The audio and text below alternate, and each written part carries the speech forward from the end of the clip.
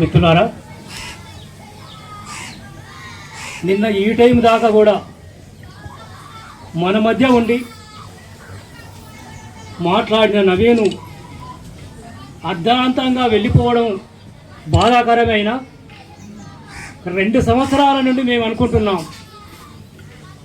తన ఆరోగ్య పరిస్థితి మీద చర్చ జరిగేటప్పుడు వీలైన మేరకు నువ్వు కార్యక్రమాలు తగ్గించుకో, నీ ఆరోగ్యాన్ని చూసుకో అని ప్రతి సమావేశ సందర్భం కూడా చెప్పేవాడిని. అట్లాగే కోదాడ కానీ, హుజూర్నగర్ కానీ, ఖమ్మం కానీ, హైదరాబాద్ కానీ, సూర్యాపేట కానీ వీలైన ప్రతి చోట కూడా తన ఆరోగ్యాన్ని చూపించి తను ఎట్లా నిలబెట్టుకోవాలని తీవ్రంగా ఈ జిల్లా కమిటీ ప్రయత్నం కొనసాగారు.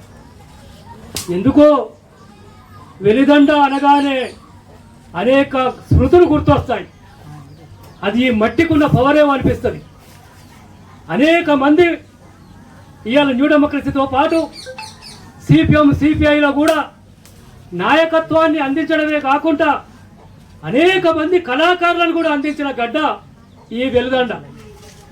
మా పార్టీకి రాష్ట్ర కార్యదర్శి అయిన పిఎస్ గారు కానీ, పక్కనే కూర్చున్న వికే గారు కానీ, ఇట్లా అమరుడైన కామ్రేడు నవీన్ కానీ, అమరుడైన కామ్రేడు గోవింద్ కానీ, అట్లా అదేవిధంగా సుదీర్ఘకాలం పాటు కళాకారునిగా పనిచేసిన కృష్ణ కానీ, ఇట్లా అనేక మంది కూడా పేరు చెప్పుకుంటూ పోతే అమరత్వం పొందిన సంతోష్ కానీ, ప్రతాప్ కానీ, అగో మన మధ్యలో కూర్చున్న జానన కానీ, అదేవిధంగా నగేష్ కానీ అనేక మంది కళాకారులను ఈ వ్యవస్థ మార్పు కొరకు జరిగే ఉద్యమాలలో మీరు మాట్లాడండి, దానికి చైతన్యాన్ని మేము అందిస్తామని కళారూపాల ద్వారా మాట పాట 2 కలగలిపిన ఊరు మన వెల్దండ.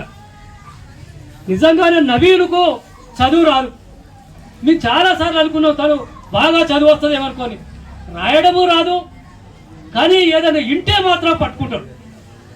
చాలా సందర్భాల్లో అనేక ఆఫీసులకు పోయి ఆఫీసర్లతో కూడా, ఎంఆర్ఓ తోటి, ఆర్టీఓ తోటి, అతను లేబర్ ఆఫీసర్ తోటి కూడా డైరెక్ట్ అతను ఫోన్లో మాట్లాడుతుంటాడు. ఒక్కోసారి సాహసించి మేమే మాట్లాడలేము.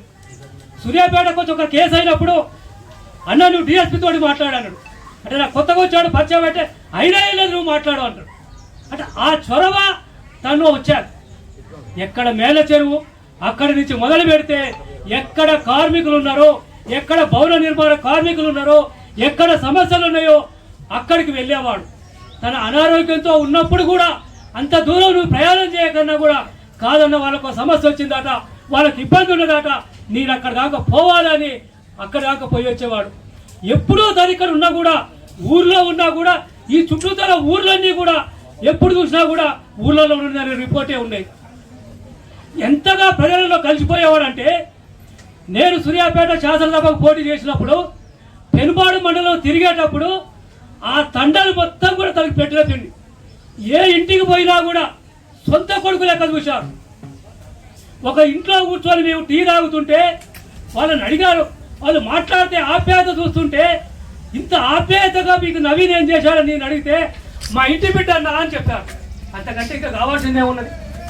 ఇంత అభిమానాన్ని ఎట్లా చూడకుండా నవీన్ అంటే ఇంకో విషయం నాకు అక్కడే చెప్పాడు. ఇదే కాదన్నా, పోలీసులు నన్ను వెంటాడుతుంటే ఒక తోటలో నేను దాక్కుంటే ఆ తోటలో పనిచేసే వాళ్ళు మొత్తం చెత్త చెదారం అంతా తీసుకొచ్చి నన్ను పండబెట్టి దాని మీద వేశారు. పోలీసులు వెళ్ళిపోయిన తర్వాత ఆ చెత్తను తీశారు. ఇగో అట్లా కాపాడుకున్నారన్న ప్రజలనని చెప్పడం జరిగింది. అట్లా అందుకనే విప్లవోద్యమంలో అనేకమైన ఇబ్బందులు, కష్టాలు, నష్టాలు అనేకమైన వస్తున్నా కూడా వాటిని ఎదుర్కొని ధైర్యంగా నిలబడ్డవాడే ప్రజలకు జవాబుదారిగా ఉంటాడు, ప్రజల గుండెల్లో స్థిరస్థాయిగా మిగిలి ఉంటాడు. అందుకనే నవీన్ మన ముందు లేకపోయినా తను నమ్ముకున్నది ఒకటి ఉన్నది, ఒక లక్ష్యాన్ని చేరుకోవాలన్నాడు. ఒక అసమానత లేని సమాజం ఏర్పడాలంటే అనేక కష్టాలు ఉంటాయి. ఆ కష్టాలను దాటుకుంటూ అధిగమించుకుంటూ పోవాల్సిన అవసరం ఉంటుంది. అందులో భాగంగానే నవీన్ జీవితకాలం అంతా కూడా పోరాటమయమే, నవీన్ జీవితకాలం అంతా కూడా కష్టాలమయమే. అట్టడుగు స్థాయి నుంచి ఆత్మగౌరవంగా జీవించడానికి తన జీవితం అంతా తపన పడ్డాడు. పోరాట రూపంలో తన మార్గాన్ని ఎంచుకోవడం జరిగింది. ఇటీవల కాలంలో నేను ఊరిలోకి వచ్చినప్పుడు ఒక పంచాయతీ విషయంలో పిఎల్ గారు, కనకారావు గారు, నేను ముగ్గురం ఆ భూమి దగ్గరికి పోయినప్పుడు తనకు చేత కావట్లేదు. దాన్ని మేము పరిశీలించినప్పుడు ఆ దగ్గరనే తను చాలా బాగుందట, అక్కడి నుంచి మా దగ్గరికి వచ్చాడు. నీకు ఆరోగ్యం సరిగా లేదు కదా, నువ్వు ఇక్కడ ఎందుకు వస్తున్నావు, ఈ బాటలే చక్కగా లేవు, ఎందుకు వచ్చావంటే మీరు వచ్చారు కాబట్టి నేను వచ్చానన్నా, నాకు ఇబ్బంది అయినా కూడా మీరు కలిసిపోదాం అనుకొని వచ్చినా అన్నాడు. అట్లా కార్యకర్తల నాయకుల దగ్గర కూడా ఓ తలలో నాలుగుగా ఉన్న కామ్రేడ్ నవీన్ లేకపోయినా కూడా ఒక అసమానత లేని సమాజాన్ని సృష్టించడానికి ఏర్పాటు చేయడానికి ఎంతకాలం శ్రమిస్తా పోరాడతా కష్టపడతా అని తన మార్గాన్ని ఎంచుకొని సిపిఎంఎల్ న్యూడెమోక్రసీ రాజకీయాల్లో తుదగంటూ పోరాడిన కామ్రేడ్ నవీన్ లేకున్నా కూడా ఏమిచ్చి మనం రుణం తీర్చుకోగలుగుతాం, ఏమీ మనం ఒకటే ఇవ్వగలుగుతాం. తను ఏ లక్ష్యాన్నైతే సాధించడానికి జెండాను వదలకుండా వచ్చాడో ఆ జెండాను మోయడమే, తన లక్ష్యాలు ముందుకు తీసుకుపోవడే, తన పోరాటంలో ప్రజల్ని ఐక్యం చేయడమే కామ్రేడ్ నవీన్కి ఇచ్చే ఒక నిజమైన నివాళి అవుతుంది. ఆ వైపుగా అడుగులు వేద్దాం, ఆ వైపుగా ప్రయాణాలు కొనసాగిద్దాం. ఎక్కడ తప్పులు జరిగినాయో ఆ తప్పులను సరిదిద్దుకుంటాం.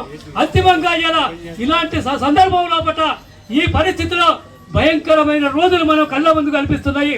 మాట్లాడితే తీసుకుపోయి లోపలేస్తున్నారు. ఏది చేసినా కూడా ఇలా ఈ దేశంలో మాట్లాడేవాడు ఎవడూ ఉండకూడదనే యొక్క ఆలోచనతో ఇలా కేంద్ర ప్రభుత్వం ఉన్నది. వాటిని తిప్పికొట్టాల్సిన అవసరం ఉంటుంది. దాని కొరకు ఐక్య ఉద్యమాలు కూడా నిర్మించాల్సిన అవసరం ఉంటుంది.